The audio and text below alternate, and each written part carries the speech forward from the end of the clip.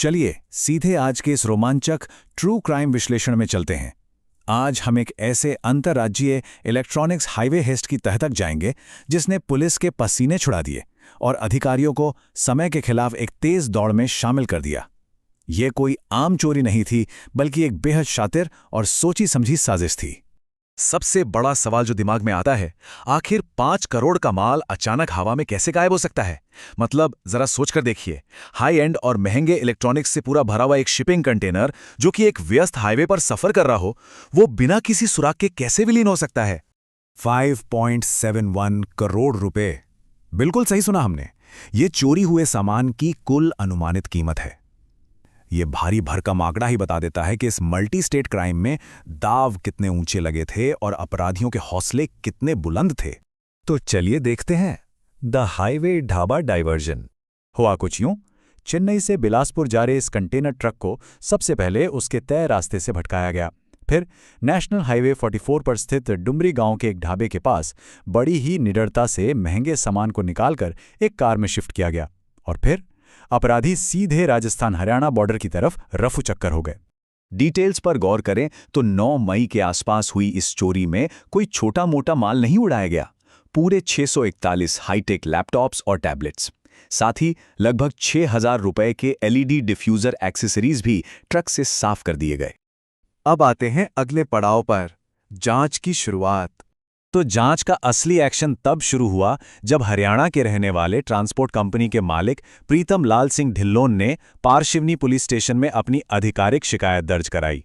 क्योंकि कार्गो इसी police station की सीमा के भीतर से गायब हुआ था, तो जाहिर है कानूनी कार्रवाई का पहला कदम यहीं से उठना था।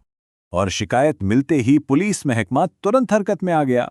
नागपुर ग्रामीण के एसपी हर्ष ए पोद्दार और एडिशनल एसपी अनिल मस्के की लीडरशिप में फटाफट एक स्पेशल टास्क फोर्स बनाई गई।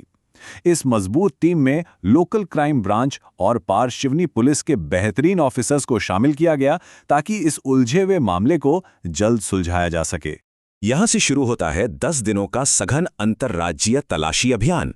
पुलिस ने अपराधियों की हर हरकत को ट्रैक करने के लिए अपनी पूरी ताकत और मॉडर्न सर्विलांस तकनीक झोंक दी। कॉल डिटेल रिकॉर्ड्स यानी CDR, mobile tower dump analysis और राजस्थान के डीक से मिले सीसीटीवी फुटेज, इन सब ने जमीनी खुफिया जानकारी के साथ मिलकर अपराधियों का पूरा डिजिटल नक्शा तैयार कर दिया।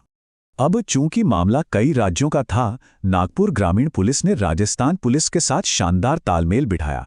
राजस्थान हरियाणा सीमा पर बसे नूह, मेवात और भरतपुर जैसे शहरों में, जो कि इन अपराधियों के छिपने के संभावित अड्डे हो सकते थे, वहां चप्पे चप्पे पर बहुत ही सघन तलाशी अभियान चलाया गया। और आखिरकार वो समय आ ही गया, गिरोह का भंडाफोड़। 10 दिन की इस कड़ी मशक्कत के बाद पुलिस को बड़ी कामयाबी मिली। 28 साल के अजहरुद्दीन, जिसे इदरीस भी कहते हैं, उसे गिरफ्तार कर लिया गया है। लेकिन कहानी में एक बड़ा ट्विस्ट है। जिन लोगों पर माल सुरक्षित पहुंचाने की जिम्मेदारी थी, यानी मुख्य ड्राइवर अरशद खान और क्लीनर साजिद असलूफ खान, वो दोनों अभी भी पुलिस की गिरफ्त से बाहर हैं। पर रिकवरी के मामले में टास्क फोर्स का काम काबिले तारीफ रहा। चोरी हुए 641 लैपटॉप्स और टैबलेट्स में से पुलिस ने बड़ी ही फुर्ती और कुशलता से 464 उपकरण सफलतापूर्वक खोज निकाले। नागपुर और राजस्थान पुलिस के जॉइंट ऑपरेशन का ये एक बेहतरीन नतीजा है। और अगर इसे रुपयों में देखें तो ये रिकवरी पूरे 4.14 करोड़ रुपए की है। सच में एक बहुत बड़ी वित्तीय जीत। ये साबित करता है कि अगर सही टाइमिंग और टेक्नोलॉजी का इस्तेमाल करके जांच की जाए तो इतने बड़े नुकसान की भी भरपाई की जा सकती है। कुल बरामदगी में एक और अहम सुराग जुड़ता है। अधिकारियों ने उस कार को भी जब्त कर लिया है जिसकी कीमत लगभग 5 लाख रुपए है। यही वो कार थी जिसका इस्तेमाल हाईवे के ढाबे से उस कीमती माल को ढोने और अपराधियों को भगाने के लिए किया गया था। खैर, मामला अभी पूरी तरह खत्म नहीं हुआ है। हमारी आखिरी कड़ी है अधूरी जांच और चेतावनियां। जांच में एक बेहद चौंकाने वाली बात सामने आई कि ये कोई अचानक हुई चोरी नहीं थी।